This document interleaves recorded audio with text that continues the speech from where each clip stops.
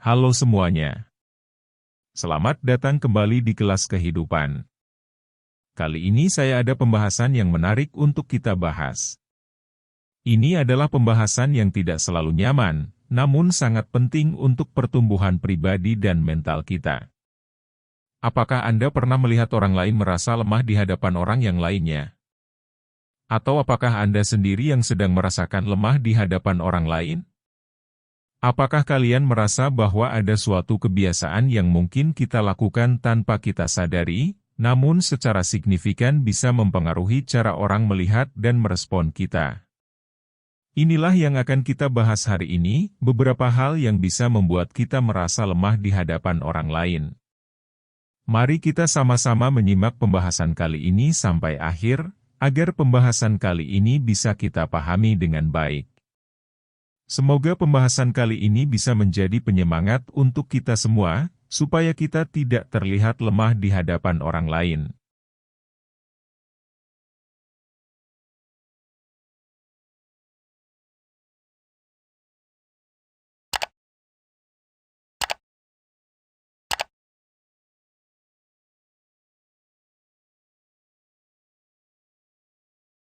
Inilah beberapa hal yang dapat membuatmu terlihat lemah di mata orang lain.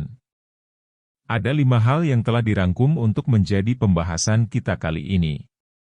5 hal itu adalah: 1. Ketergantungan kepada orang lain. Ketergantungan kepada orang lain seringkali menjadi jebakan yang bisa menghambat pribadi kita.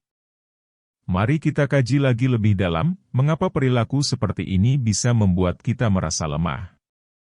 Seringkali dalam berhubungan antar personal, kita merasa nyaman saat bergantung kepada orang lain. Entah itu dari pasangan hidup, keluarga, atau bahkan teman dekat.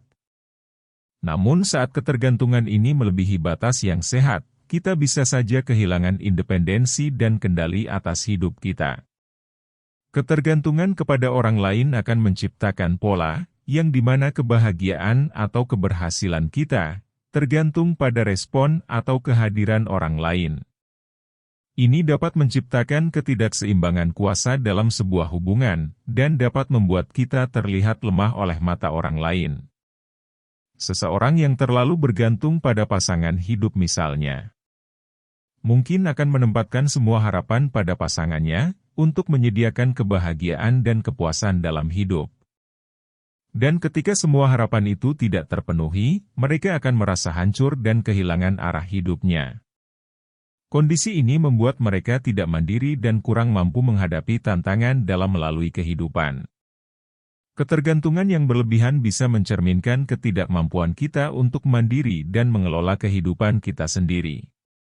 Orang-orang yang terus mencari dukungan dari luar, tanpa membangun sendiri kemandirian, terlihat seperti individu yang tidak memiliki kontrol atas kehidupannya. Bagaimana kita dapat mengatasi ketergantungan pada orang lain? Pertama, penting untuk kita meningkatkan kesadaran diri, pahami alasan di balik ketergantungan ini dan refleksikan. Apakah kita ini benar-benar membutuhkan dukungan dari luar, atau dapat mengatasi situasi sendiri? Selanjutnya, jalin kemandirian. Mulailah dengan tanggung jawab kecil, dan teruslah bergerak maju. Bangun kepercayaan diri dengan menghadapi tantangan tanpa terlalu mengandalkan orang lain. Ini bukan soal menolak bantuan, tetapi soal menemukan keseimbangan yang sehat, antara ketergantungan dan kemandirian. Dengan melepaskan ikatan ketergantungan yang membatasi, kita membuka pintu menuju ke kebebasan pribadi dan kemampuan untuk tumbuh sebagai individu yang kuat. Jadi mari kita bersama-sama memahami dan melepaskan ketergantungan yang mungkin telah membayangi potensi sejati dari diri kita. 2. Membicarakan kejelekan orang lain. Menjelekan orang lain di belakang kita adalah suatu kebiasaan yang bisa merusak hubungan sosial dan menciptakan perasaan yang negatif. Mari kita bahas dampaknya, dan bagaimana kita dapat beralih menuju arah yang positif. Seiring interaksi sosial yang sangat kompleks, seringkali kita terjerat dalam godaan untuk membicarakan kejelekan orang lain. Walaupun kadang tidak tampak berbahaya, perilaku ini dapat merusak reputasi kita dan menghasilkan efek domino yang sangat merugikan. Membicarakan kejelekan orang lain di belakang seringkali terjadi karena adanya kebutuhan untuk membangun rasa superioritas, atau sekedar melepaskan ketidaknyamanan pribadi, namun dampaknya bisa sangat merugikan. Baik untuk orang yang menjadi objek pembicaraan, maupun untuk hubungan sosial secara keseluruhan. Kita cenderung merasa aman saat berbicara di belakang orang, karena mereka tidak hadir untuk membela diri. Namun ini menciptakan lingkungan yang di mana kepercayaan dan integritas menjadi taruhannya. Orang yang sering melibatkan diri dalam pembicaraan negatif dapat terlihat lemah, tidak dapat dipercaya, dan sulit diajak bekerja sama. Membicarakan kejelekan orang lain menciptakan citra diri yang tidak positif. Orang yang sering terlibat gosip negatif dan pembicaraan yang merugikan, terlihat kurang dewasa secara emosional, dan cenderung menciptakan jarak sosial. Ini mengirimkan sinyal bahwa kita tidak mampu untuk membangun suatu hubungan yang positif dan mendukung. Pertama-tama kita perlu meningkatkan kesadaran diri terhadap perilaku yang seperti ini. Pahami alasan di balik keinginan untuk membicarakan kejelekan orang lain, dan refleksikan dampak negatif yang dapat dihasilkan. Selanjutnya, praktikkan empati. Cobalah untuk melihat situasi dari sudut pandang orang lain dan fokus pada aspek positif daripada negatif. Beralih dari perilaku kritis ke mendukung dan membangun adalah kunci untuk merawat kepribadian yang positif. Dengan merawat kesadaran diri dan kebaikan hati, kita dapat membentuk lingkungan sosial yang lebih sehat, serta membangun hubungan yang lebih positif. Jadi marilah kita bersama-sama menghindari jebakan membicarakan kejelekan orang lain di belakang kita, dan menuju ke arah yang memupuk kebaikan dan dukungan. 3. Selalu berkata kasar pada hal kecil. Seringkali ketika kita selalu berkata kasar pada hal kecil, kita tidak cuma merugikan hubungan sosial, tetapi menciptakan gambaran yang tidak menguntungkan. Mari kita bahas lebih dalam dampak dari kegiatan ini, dan bagaimana mengendalikan emosi kita, untuk pertumbuhan pribadi kita yang matang. Ketika setiap kejadian kecil di kehidupan kita bisa memicu reaksi yang kasar. Itu bukan hanya masalah perilaku dari luar, tetapi juga mencerminkan keadaan emosional dari dalam diri kita yang perlu kita perhatikan. Berkata terhadap hal yang kecil, seringkali terkait dengan ketidakmampuan kita mengendalikan emosi. Sebuah frustasi yang kecil dapat memicu reaksi yang berlebihan, menciptakan lingkungan yang tidak nyaman dan merugikan, baik untuk kita sendiri ataupun orang lain. Perlu diakui bahwa setiap orang menghadapi tekanan dan tantangan tersendiri dalam kehidupan sehari-hari. Namun ketika kita tidak dapat mengelola stres dengan baik, itu bisa berdampak pada cara kita berkomunikasi. Berkata kasar, seringkali menjadi saluran pelepas ketidaknyamanan diri kita. Reaksi yang berlebihan dari hal yang kecil, dapat menciptakan citra diri yang tidak stabil, dan kurang matang secara emosional. Orang yang selalu berkata kasar akan seringkali terlihat sulit dihadapi, sulit bekerja sama, dan kurang dapat diandalkan dalam situasi yang lebih menantang. Dan juga pastinya akan tampak lemah di mata orang lain.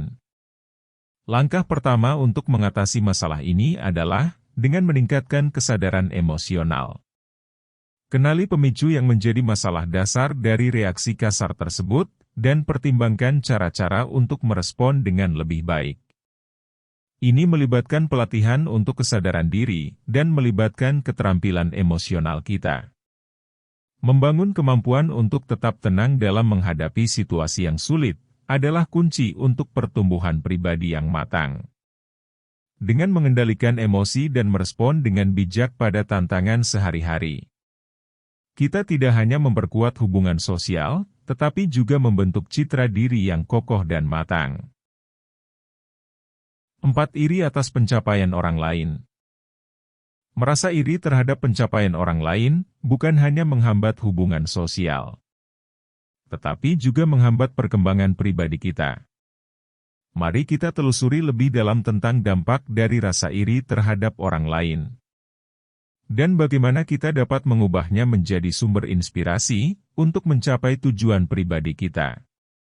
Iri memang seringkali menjadi perasaan yang sulit untuk dihindari, tetapi ketika kita membiarkan iri mengendalikan tindakan dan pikiran kita, itu dapat merugikan pertumbuhan pribadi kita.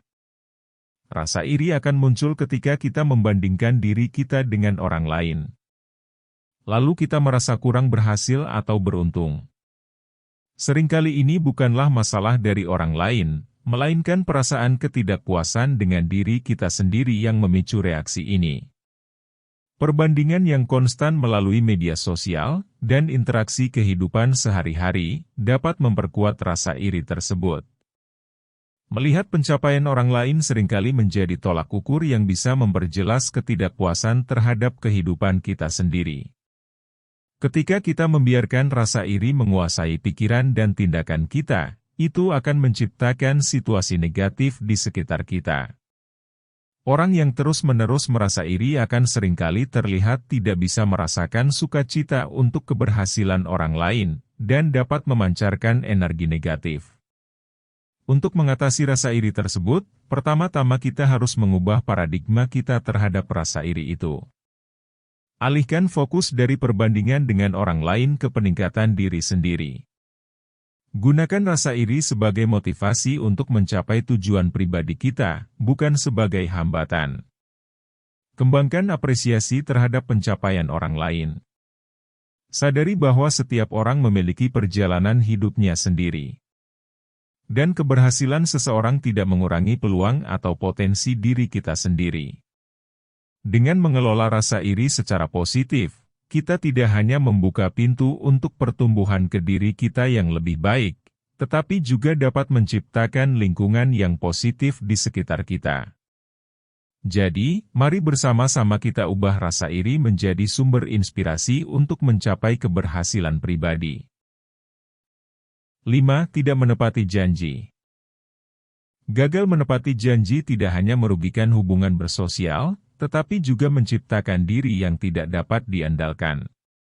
Mari kita bahas lebih mendalam tentang dampak dari ketidakmampuan untuk menepati janji. Dan bagaimana kita dapat membangun integritas, serta kredibilitas diri kita. Menepati janji bukan hanya kewajiban sosial, tetapi juga mencerminkan karakter dari seseorang.